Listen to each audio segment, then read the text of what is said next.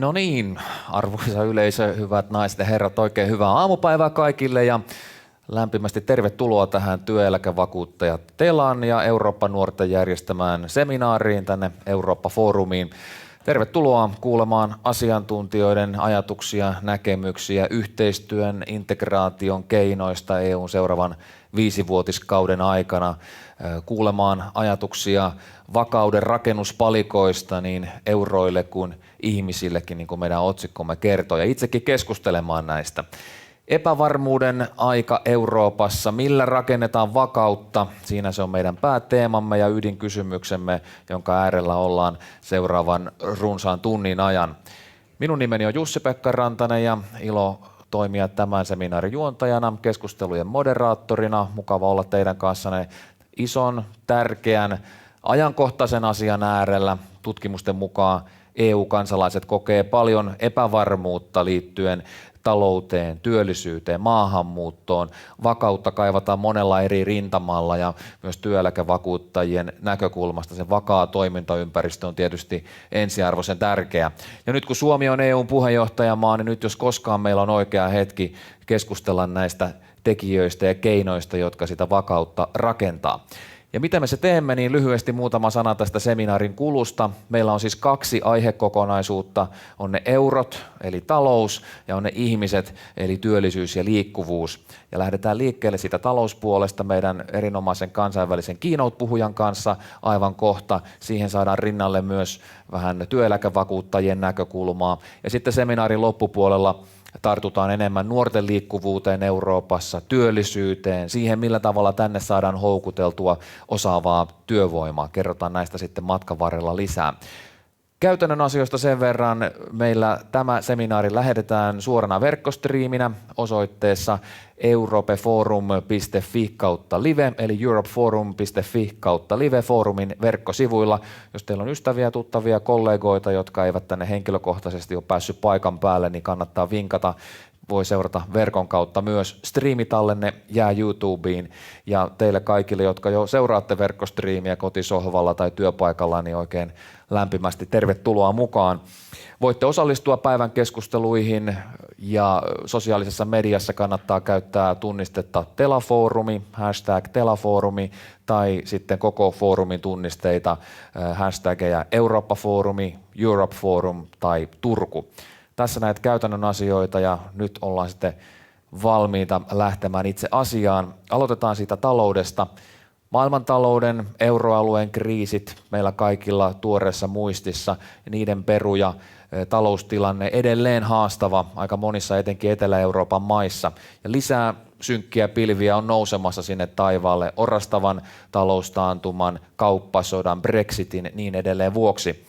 Meidän seuraava puhujamme, seminaarimme pääpuhuja pohtiikin niitä keinoja, millä rahaliitto voitaisiin tehdä vakaaksi ja valmiiksi kohtaamaan se seuraava kriisi. What is needed to make the European Monetary Union stable and ready to face the next crisis? That's the headline of our keynote speaker, who is one of the most highly regarded and renowned experts on financial systems and financial services policies, not only in Europe, but around the world. In 2005, he co-founded Bruegel, an independent European think tank that specializes in economics, Tela being one of its members, by the way. In 2009, he joined the Peterson Institute for International Economics, and a few years later, Bloomberg Markets included him in its yearly global 50 most influential list. I could keep on going with the accolades, but let me just say that we're extremely happy to have him with us today. It's my great pleasure to welcome the Senior Fellow of Bruegel and Peterson Institute. Please welcome Mr. Nicolas Véron.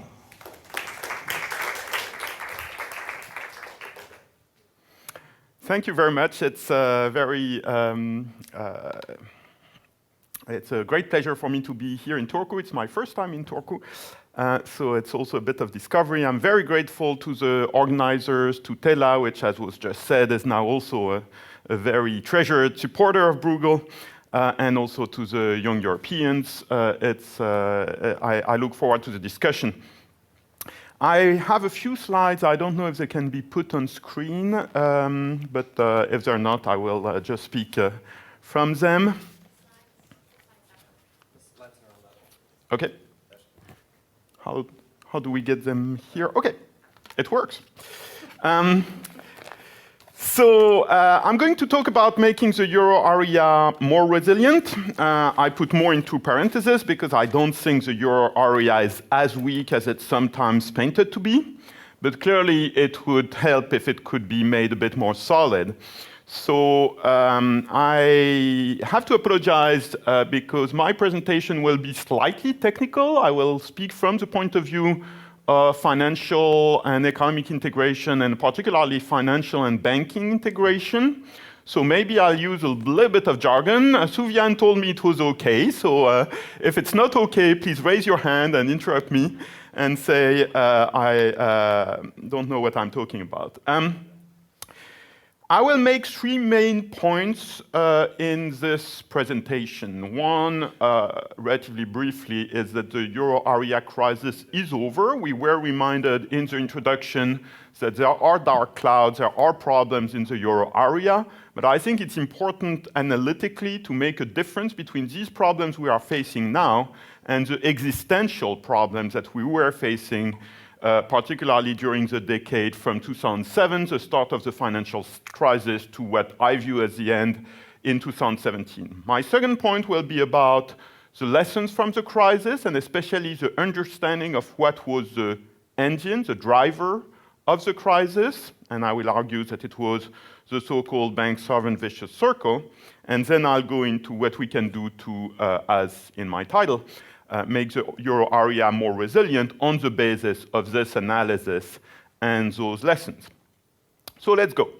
Euro area crisis is over. I think it is useful to think of simplistic but I think broadly accurate periodization, which is not entirely mainstream but is increasingly widespread, I think, to think of a crisis of 10 years from, as I said, mid-2007 to mid-2017, divided in two halves. So the first half was a time of escalation and increasing fragility, starting from a purely financial crisis, which was contemporaneous with similar events in the US and in the UK, but after 2009, the UK and the US were basically out of financial crisis, the euro area was not, and it continued to deteriorate in the euro area for essentially 3 more years, where the banking crisis was increasingly entangled with the sovereign debt crisis, which of course captured most of the headlines because sovereign debt is more easy to understand than banking stuff. And there was a turning point in mid-2012, after which there was mostly convalescence, repair, and I would argue exit from crisis in 2 years ago. There were lags in perceptions, however, because it's difficult to get a sense of these things in real time. So it's easier to look at them, revisiting them after the event, as I'm doing here. And the political ripple effects, of course, are still with us. So we are still seeing the political impact of the crisis in everything you're hearing about populist politics, anger at the elites, anger at the mainstream, and all that. Now, why do I say mid-2017 was the end of the crisis? It's because I view the crisis as largely driven by fragility in the banking sector, and I don't want to spend too much time on it now. I will come back to it, but I would argue that end of mid-2017 was when the banking sector in the Eurozone as a whole stopped being fragile as a system. That doesn't mean that all banks are fine. Some banks still have issues, but they're increasingly small. The issues are increasingly small. The banks are increasingly small, and it's less and less a problem of the system. And I think this has been the case already for the past 2 years. As I said, my second point is about the lessons. And I think the central lesson is that at the core of what we've been through was what has been called, I think accurately, the bank sovereign vicious circle or doom loop, which is this idea that if you have a problem in the national banking sector in the Eurozone, it will create problems for the government funding and the government creditworthiness, what the jargon calls sovereign credit. And conversely, if you have a problem with sovereign credit, that creates lots of problems for the banking sector. So you have a kind of feedback loop that is more and more disruptive as things go. And the drivers deserve some analysis. They're basically about the political economy of banking in the Eurozone, where we have what economists call financial repression, which is the fact that governments use the banking system for their own purposes of policy to get preferential funding for themselves, for the government, for example, by forcing banks to buy government bonds, or to get the banks to lend to politically preferred borrowers, for example, poor families, favored industries, what have you. And similarly, and that goes with the package, there's a lot of banking nationalism in the Eurozone, which means that the governments have a tendency to protect or promote their national banking champions, if you will. And I'm sure you're familiar with what I'm talking about, even so Scandinavia and the Nordic countries are a bit of an outlier, but you only have to see the reactions to the move of Nordea from Sweden to Finland to get a sense of some of the aspects of this that are still real. Now, the nexus between banks and sovereigns exists everywhere. There is no developed country in the world, maybe no country in the world where there are banks, where you don't have strong links between the government and banks. But it is the fact that we have a single market and specifically a monetary union that transforms this nexus into a vicious circle. And this is what analysts had generally failed to understand before the crisis. The interesting thing about the bank sovereign vicious circle in the euro area is that it was not in the literature about the weaknesses of the euro area. If you read all the papers that were written by academics in Europe, in the US, elsewhere in the 90s, for example, when the euro was created, there was a lot of literature on the weaknesses of the euro. They were not about this. They were about other issues. And so it emerged from the experience. And especially the IMF spotted it in early 2009, I think earlier than everybody. Gradually, it gained universal recognition as a way to understand the crisis, and then it triggered a policy response on an important summit on the 29th of June 2012. But it's still under-recognized in public perceptions because, as I said, it's easier to talk about sovereign debt and deficit and austerity because this is something that everybody can understand. The government doesn't have enough money, they borrow too much, they have to turn the screws, they have to raise taxes, diminish spending, austerity that hurts the people. Understanding the banking stuff is much more difficult, much less intuitive. And that's why the dominant narratives of the crisis are all about fiscal and austerity and debt, but they miss the essential point of this interdependency with the financial system. So let me talk about what happened in mid-2012, and it really was a turning point. This is a bit of a complicated graph, but I think what is not too complicated is to look at so these are 10-year bond spreads over Germany. So you look at the yield on 10-year debt issued by the governments of France, Italy, Spain, etc., and they have to pay more than Germany, and the difference is expressed in percentage points here. So this means, for example, that here France has to pay 1 percentage point more in interest rate on its 10-year debt than Germany. And what you see is the escalation of spreads, particularly in the core Eurozone countries of France, Italy, and Spain, during the first 5 years of the crisis. And then suddenly something happens in the middle of 2012, and there is de-escalation. And more recently, you see the thing in Italy, but what's interesting is that it doesn't trigger contagion, almost none at all, with the other countries. And actually, it's coming down now. It's even here now. So I'm not going to comment on Greece and Portugal for lack of time, but basically they tell a similar story. And what they tell, if you look at Portugal in 2015-16, or the aftermath of the Greek crisis in 2015, is that after this turning point, you no longer have contagion. The curves no longer move together, which is very important. So what happened during that famous summit? This is leaders' declarations. They said, we affirm that it is imperative to break the vicious circle between banks and sovereigns. So as you can see, they follow the analysis that I suggested earlier. And then they say a lot of things which are bizarrely written, and I'm not going into the details, but basically they say we will pool a number of key instruments about banking sector policy in order to break that vicious circle. So we're not doing fiscal union, we're doing banking union. But banking union alone without fiscal union should be enough to break the vicious circle. This is a fairly standardized description of the vicious circle. So you see what I was describing. If the sovereign goes wrong because the sovereign has a lot of guarantees on the banks that will hurt the banks, and the banks also hold sovereign debts, that's what the jargon calls sovereign exposures. Conversely, if the banks have problems that will trigger some of the guarantees, some of these guarantees are implicit, others are explicit, like the deposit guarantee or deposit insurance. And also there are indirect linkages, because if the sovereign has a problem, the domestic economy has a problem, that will be bad for the banks, and conversely in the other direction. Here, importantly, it's domestic banks. So the more you have cross-border integration in the banking system, for example, what's happening with Nordea, or Danske Bank in Finland, or other banks that are organized on a cross-border basis, it mitigates or weakens the vicious circle. So the vicious circle is strongest if the banking sector is purely domestic. So what does it mean to break this vicious circle, which is what I, sorry, before I get here, this was not the only lesson from the crisis.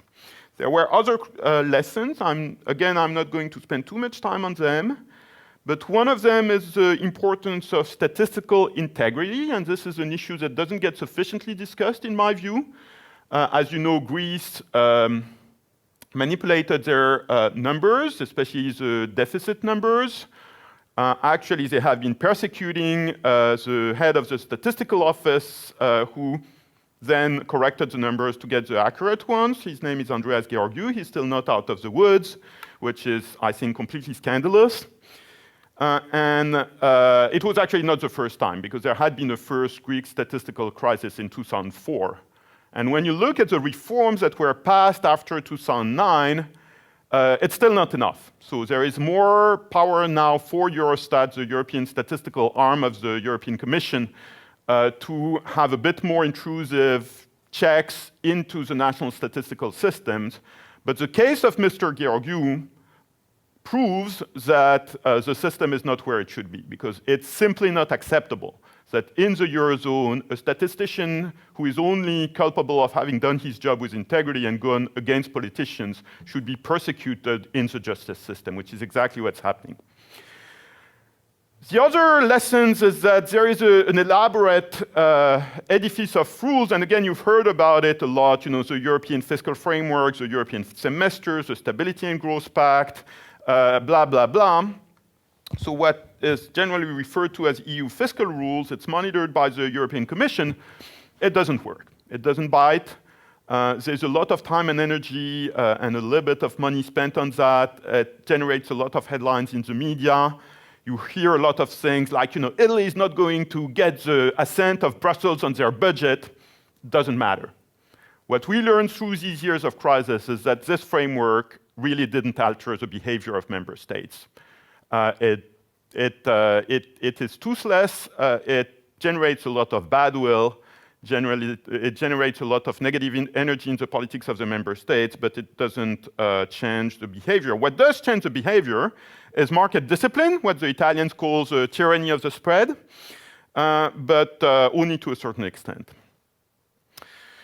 Also, what we learned is that economic structures are still very fragmented. We don't really have a single market, especially not in services, and the euro area, frustratingly, has not brought convergence among the economies of member states. So if you look at the economic trajectories of, say, Greece, Italy, and Finland, they're not converging, despite the problems that Finland has had. And another thing which is maybe more debatable, but which I feel quite strongly about, is that political cohesion in the Eurozone particularly, in the European Union more generally, is a bit more than it sounds. So you only hear in the news about the anger, the differences of views, the acrimony, the bad summits. Actually, when push comes to shove and decisions have to be made, to use an American expression, the Eurozone countries have always preferred to hang together rather than hang separately. And the summit of mid-2012 is a good illustration of that, but there have been other illustrations, including actually the outcome of the Greek crisis. It was not clear in 2015 that Greece would stay in the euro, and at the end of the day, there was this incredible political U-turn by Prime Minister Tsipras that he ended up doing what he had to do to stay in the euro, accepting the assistance program, austerity memorandum, what have you, rather than exiting the euro. And I think this political cohesion, which is revealed in actions, not talk, is greater than is often acknowledged. So what has been done? The European Union has created a European Stability Mechanism, which is stopped short of fiscal union, but is not negligible. It's a big fund with 500 billion lending capacity. 500 billion for those things is not huge, but it's not insignificant. There is banking union, which I already mentioned, single supervisory mechanism, which is operated by the European Central Bank. And then there is what I call here a regime for non-viable banks. So what happens if a bank has a big problem, which is still a bit unfinished business. There hasn't been that much on economic structures and what I just mentioned about single market completion and convergence of economies, but there has been actually quite a bit of political transformation. I will not spend time on it here.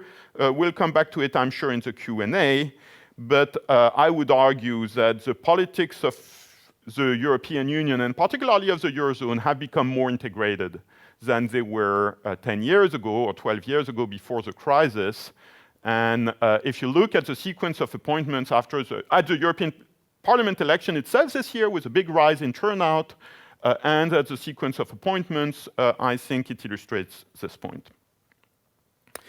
Now, very quickly, the last part of my presentation is about what to be done to break the vicious circle, which to me means completing the banking union. Because again, I think we have a strategy in which the vicious circle has to be broken because it's an unacceptable fragility of the Eurozone, the vicious circle between banks and sovereigns, and it has to be broken not with fiscal union, because that's not achievable in the current circumstances, but with a complete banking union, which at this point is still unfinished. So completing the banking union for me is synonymous with breaking the bank sovereign vicious circle, finishing that job. There is a much more distant objective of a completely integrated single market for banking services, but I don't think that should be the objective. You can stop short of that. Single market for banking for me means credit conditions are the same irrespective of whether you're in Finland, Estonia, or Cyprus. That's not achievable immediately because there are lots of structural differences between those countries. But what you can do and should do is make sure that the credit conditions in those countries is not directly correlated with the credit of the government, so the sovereign credit, as I mentioned before. As I mentioned, there are direct and indirect linkages here, and the status quo is simply not acceptable. It keeps the Eurozone too fragile. So this is what I already presented. It's the same slide as before. Direct and indirect linkages, how do you break them? I would argue you break them with basically three things. One is to diversify the sovereign exposures of banks, so make sure that, for example, Italian banks, to take a random example, hold sovereign debt of Eurozone countries, but it's not just Italian debt, it's a diversified portfolio of sovereign debt from different member states. The second thing is to equalize the public guarantees, whether explicit or implicit, and to pool them at the European level. That's probably the more contentious piece, especially in Northern Europe, particularly Germany. I guess in Finland, the debate is changing a bit with the arrival of Nordea. And the third one is to integrate the banking sector across borders inside the Eurozone, because as I said, the indirect linkages are mitigated if there is cross-border integration of the banking sector. So now I'm not entering into too much detail because I will be short of time, but essentially you have to do the reform on sovereign exposures, to do the reforms on guarantees, and you have to do the reform on guarantees to do the reform on cross-border integration, which in the jargon is called bringing an end to capital and liquidity ring fencing of banks. So in practice, that means introducing what has been called sovereign concentration charges, which is a change in the capital regulations of the banks so that they would be incentivized to diversify, or more accurately, disincentivized from having concentrated sovereign risk. An integrated unitary regime for the treatment of non-viable banks. I'm not entering the details for lack of time, but we may come back to it in the discussion. And the end of the national ring fencing of capital and liquidity, which currently is imposed by national authorities. It's a very complex set of reforms. I'm not pretending it's easy, but it's achievable. And I think it has to be achieved in one single political bargain, because there are lots of bits and pieces, and if you want to satisfy everybody, at least to the extent that would accept to compromise on their currently very entrenched positions, you have to bring it all together. Of course, with flexibility on the transitions, that's always the way these bargains are negotiated. I would argue, and that's my last slide, that this would be enough to break the bank sovereign vicious circle. If the banking union is completed with this package of reforms, that means that you can have a major banking crisis without triggering fiscal or sovereign credit fragility. You can have, which is even more significant perhaps, a sovereign credit event, so a sovereign default or whatever, without triggering a bank run, because the guarantees on the banking system would be pooled at the European level. That creates a massive reduction of the incentives or the drivers of talk about a euro area exit. So as we've seen, we have seen no exit from the euro area in the last 12 years, even under very difficult circumstances. But if we want to completely eliminate even the possibility of thinking about an exit, this is very important. Will that be enough resilience? I think yes, for the foreseeable future. So you don't need things like safe assets, which are talked about a lot, or further fiscal union, which, as I said, I don't view as politically feasible right now. But of course, European politics and institutions will continue to evolve, and there will be, sadly, more crises in the future. So this is not to say this is the end of the road forever for banking and financial integration in the Eurozone and the European Union, but I think this should be a realistic program for, say, the coming Commission, so the next 5 years of reform. And I will stop there. Sorry for having spoken a little bit too long, and I look forward to Katja's comments. Thank you very much.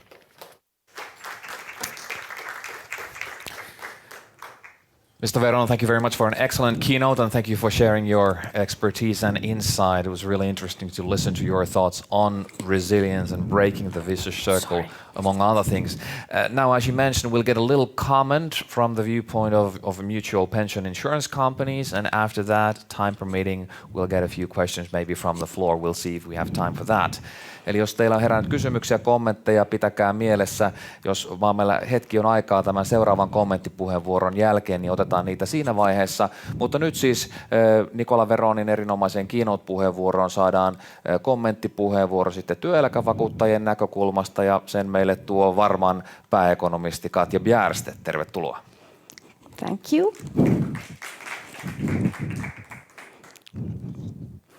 Okay, let me first express my gratitude for being here and having the opportunity to comment Nicolas Véron's excellent speech. I have 6 minutes, so this is not going to be a technical analysis of the possibilities of banking union. I was more thinking about getting up some more general points. If we start with the political landscape, Nicolas told us that perhaps the situation is more coherent than what you might expect reading the newspapers and following up the media. And at least for Finland that is so, because the euro and euro as a currency and also the membership in the European Union is actually more popular than it has ever been before. 3 of 4 Finnish citizens think that the common currency actually brings stability to our life and the economy. And the euro is not only popular, but it's also been a rather profitable project for Finland. We have been able to get integrated into larger markets and also have a more stable operating environment despite all of these difficulties and the crises during the last decade. What we see at the moment is still a rather chaotic future if you take into account the Brexit process and the increasing economic nationalism, both home and abroad, and especially in the global operating environment. I was gladly surprised when I realized that the future Commission is, or the head of the Commission is going to have a rather ambitious plan towards Europe. If that happens, it's good because the last period was more like a muddling through approach for the development of these economic institutions. One big and important step was, of course, the creation of banking union, which Nicolas mentioned. And I understand that you received your nomination as the influential person by Bloomberg. It was actually linked to your efforts, especially with the creation of banking union. Creation of the union, I think, is a success as such because it has already, as it is now, made this critical loop perhaps a little bit less tight between the member states and their domestic banking operators. And of course, concerning the big banks, and big banks operating cross-border, a lot has already been done with the ECB supervision and common rules. And banks, of course, often express their worries about increased regulation, but the truth is, of course, that there is a level playing field now for the big banks operating in the euro area, so everybody is facing the same regulation and same regulation burden. There is more to be done with the smaller banks, which have tighter links to domestic economies, as you mentioned. From the Finnish or Nordic point of view, however, we have rather healthy banking sectors. And when you start to create common structures, you always bring moral hazard to the picture. And from this point of view, perhaps there should be some sort of risk reduction done before you can start sharing risks. There are still lots of non-performing loans, I think almost 600 billion in the euro area, and those should be dealt with before we can, or at least some sort of plan should be put in place before we can create meaningful tools to share those risks, I think. Then I have 2 more minutes. I thought I could say a few words about the future. You said that the current economic framework within the European Union is useless. These were your words, and I agree. We should try to make the economic governance structures more future-proof. There is perhaps one big issue which will be clear for us later on. What's the real importance and how it is going to evolve is namely the dependency we have on the monetary policy. And that also affects a lot the banking sector and banking industry. We have been dealing with difficult economic political issues with monetary policy because that would have been, or that has been feasible. And we should now consider how we are going to perhaps develop these economic structures so that they would allow countries to have perhaps, I think, within the countries rather than between countries, perhaps share the demands of tomorrow and the demands of the current everyday concern about balancing the economy. So somehow the governing structures should allow countries to make also investments for the future. I just read yesterday in Financial Times that the coming director for ECB, Christian Lagarde, had also taken up this point, but let's see where it leads. But I think it's more feasible to try to add some flexibility at the country level than try to build some sort of common risk sharing between the member states. But that's an interesting question. It's difficult to see the solution. It's more easy to see the boundaries within which the solution should be found. And one boundary is, of course, that despite the negative rates, we still cannot afford to, let's say, get much more in debt than we already are in many member states. So how to balance the need of having a prudential deficits at the moment and at the same time investing for the future, for instance, concerning the climate change and all these other burning issues that demand our attention. And finally, from the point of view of the TELA members, Varma being one of those, for us, of course, the financial stability and growth are the most important parts when we try to provide for pensions for our clients. And from that perspective, it's very important that we manage to create credible steps for better future, I think, on many levels. Thank you. Katja, thank you very much for a very good comment. Paljon kiitoksia. Ja now the timetable looks like we've got a couple of minutes for questions or comments from the floor. And I think we do have a couple of those. Katja and Nicola, could you please just step up here once more?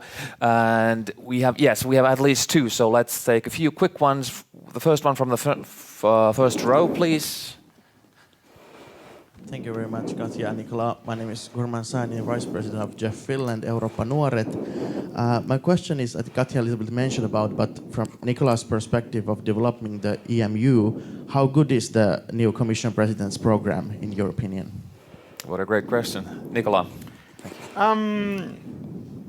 She has been relatively general in her remarks. As far as banking union is concerned, she has said the right things, not in her speech, but in her political guidelines, which were published on the same day as the speech when she was elected. Obviously, a critical question is who she will choose as Commissioner for Financial Services, and we don't know that, but we will know soon enough.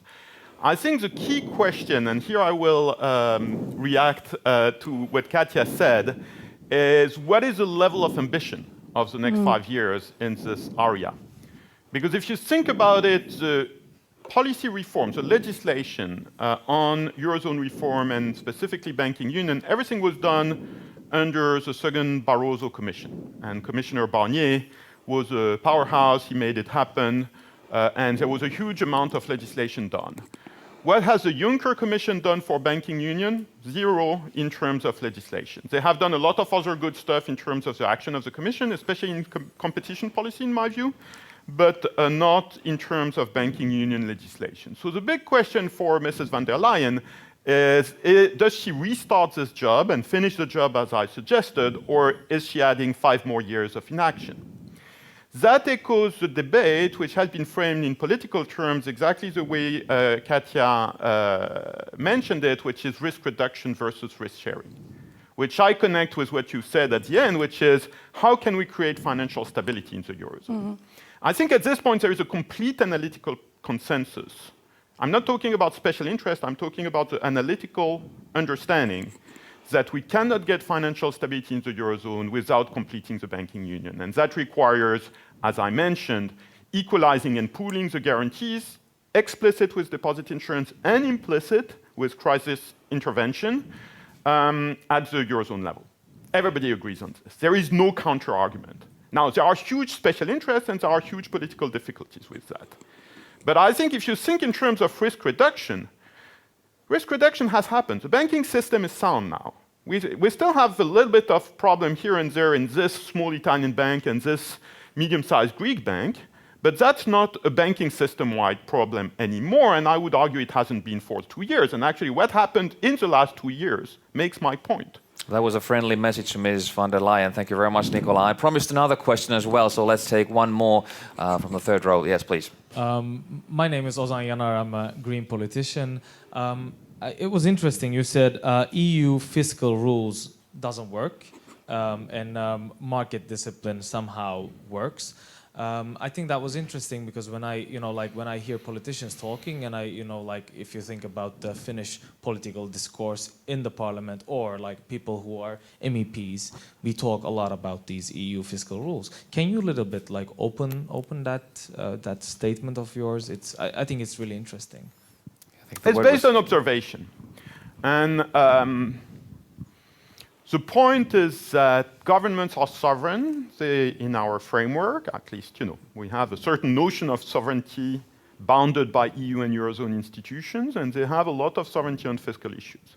So basically, they have not, in the treaties or in the practical arrangements, granted the European institutions really strong powers on fiscal issues. And we like to pretend that the European Union framework creates discipline for governments, but when you observe their behaviors, that's not the case. So there's a lot of pretending here. And I think it is fair to say that market discipline works better than administrative discipline or political discipline, and this administrative political discipline is what is provided by the Stability and Growth Pact and the Six-Pack and the Two-Pack and what have you, and the Fiscal Compact. So I'm stopping short of suggesting it should be dismantled entirely, because I think that would be difficult to do. But I think we should not have illusions about its effectiveness. What we should do is reinforce the market discipline. And here I will sound very Northern European. I think that breaking the bank sovereign vicious circle, and especially preventing the banks from piling up on sovereign exposures, is a key element of the agenda to increase the market discipline, to make sure that those spreads are more responsive to government policies, and at the same time having safety nets so that if the market goes crazy, as the market sometimes goes, and if things get out of control, we can have public intervention to get the market back to its senses. That's why we need the ESM, and I would argue the ESM should be even larger than the current 500 billion lending capability it has. But I think we can handle this with the ESM essentially as it is, possibly a bit larger, certainly with a few more attributes, such as being the backstop to the future deposit insurance or things like that, having more crisis intervention tools, but stopping well short of fiscal union, where the EU would have its own power to raise taxes and borrow and do what the government does in the fiscal space. Nicola, I hate to cut you short, but I wanted to squeeze in a few words from Katja as well. So administrative discipline, let it be toothless. Let's reinforce market discipline. Would you agree?